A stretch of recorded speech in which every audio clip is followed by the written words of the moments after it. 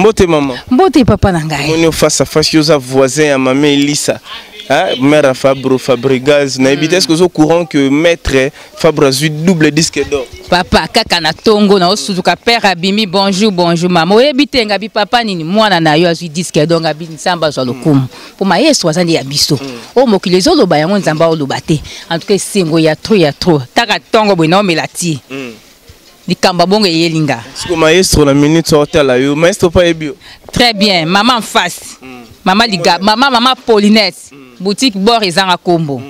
bord ezanga kombo chez maman Paulinette ayebinga très bien Rolo baneni na minute ba Holanda yo dans baza tellement belé ba Christian de Cornès ba chancel mbemba demi de kande la zalia on a nesingo makasi bango kuna ba ya Christian de ba Holanda ngai awa ba félicitations à Ming na encourager bango de plus donc escalier kaka au mata donc mata kaka et c'est mon absence de yango wana. Merci beaucoup chers internautes, ce sont le voisin on a commune à Matete dans Binomo Boyoki ambiance exacte totale dans double disque d'or mère n'habite ce que yo loba pe pour na double disque d'or au téléma loba parce que ba mère ni ba loba ba bi Fabrice aza aimé ba mère tengama maman boni bien papa nazali mère tena koko aleki o ba yebi na kunda faye moka za kacha koyeba koko aleki fa ebio oh ayeba taye kwa boni koko aleki akoko boya koko aleki te no benga koko aleki mama Sophie Lusambo mais koko aleki moterenyaka o nyonso baza kanisaka wana ezali 0-0 livre d'or double ba livre d'or ekoya kape disque d'or ekoya o yeza débit mais ya suka pe ya libandela pe ekoya ale na pesi mbote na ba o nyonso baza kolanda koko aleki na kunda 35D epai ya ba mama Élysée moi maman Élysée za moi c'est roi Baudouin ngabela ka roi moi c'est roi Baudouin ça va. Chers internautes, ce sont l'ambiance Binomo Bomona, c'est l'ambiance qui règne ici dans ma mère Baoloba. Honorangense, ma mère Bazoloba, et ça la bien. Totambola, parce que ton arata kunda, totambola, to développer, bana kunda, bana matete, les lopna, il faut baloba. À propos de disque d'or, donc ça fait énormément plaisir. Tout le monde artiste Fabro. Artiste no abeti Olympia te abeti Zénith te abeti ba salwana minene te o ba artiste msu ba beta o ba zo ba disque mais mbala moko disque d'or vraiment congratulations à l'artiste Talarara mignon garçon de la presse Jean-Sil Luonda na telemi lelo na matete un bon matin donc eza pona ka musala o to remercier yo na musala ozo sala donc honorangenze bakajika bobo totambola to bima Bimati, Kotaba Ordim pour tout nouveau riche to solo là. Yves Moyolo, la confiance du maître. Donc déjà ma solo c'est bon. Donc il n'y a pas déjà Android déjà babi. 50 bouteilles à champagne. Nakata Android. Et ça l'est déjà bien. Et puis si ma kamuna nenga light music. Light music. Harmonie Masamba. Babi light music et ça ma bourre na bino. Donc tout pour ça non non rangenze tout développant. Mbote. Moi, en tant que moi, ma tête, est-ce que bi news ni les gars migolo na ma tête? Na ebi. Ebi que Fabrice a joué trophée. Disque d'or, double disque d'or. A joué double disque d'or. En tant que moi, ma tête, le bini Fabro Holanda. On est à trop pour et belé bazala qui a pesa bisonnaire wana te on a na c'est pour la makasi parce que pesa bisonnaire wana et belé ba mikone bazala na ba matete ba réunia ba pesa bisonnaire wana te mais ya pesa bisonnaire wana c'est trop.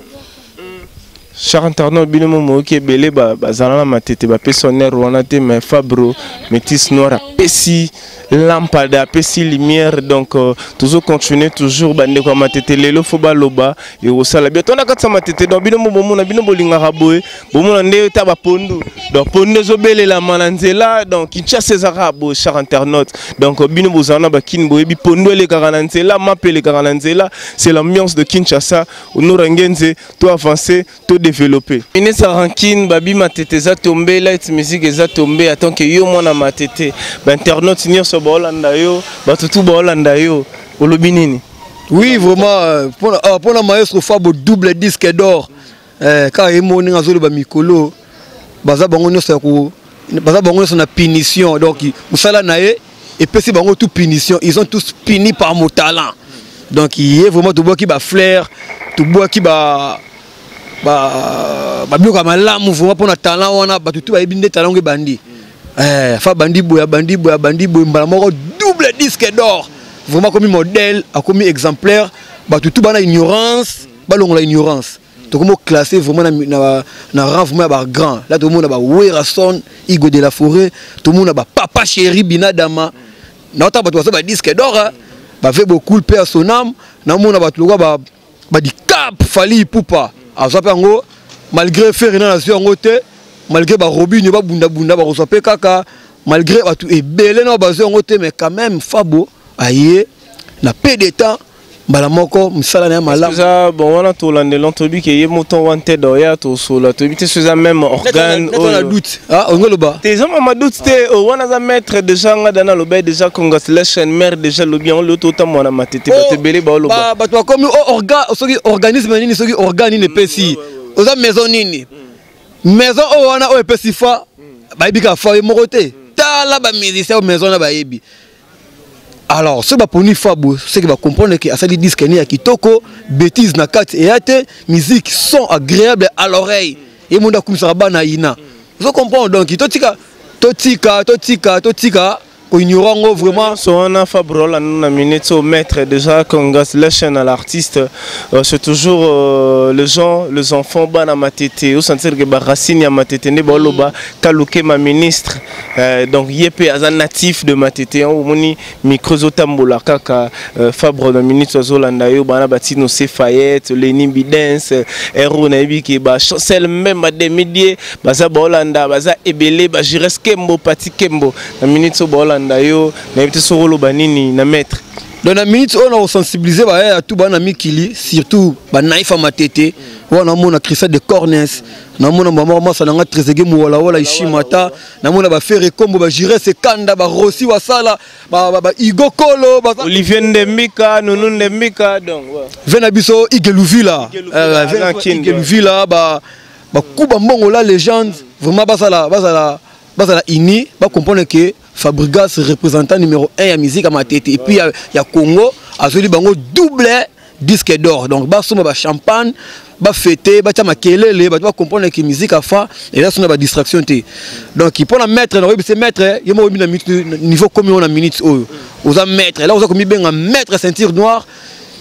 yemo pe faut ba kina kuzu et puis na mettre moko azako se préparer donc il tika tante kolisa œuvre kolisa talent balobi na balobien basonger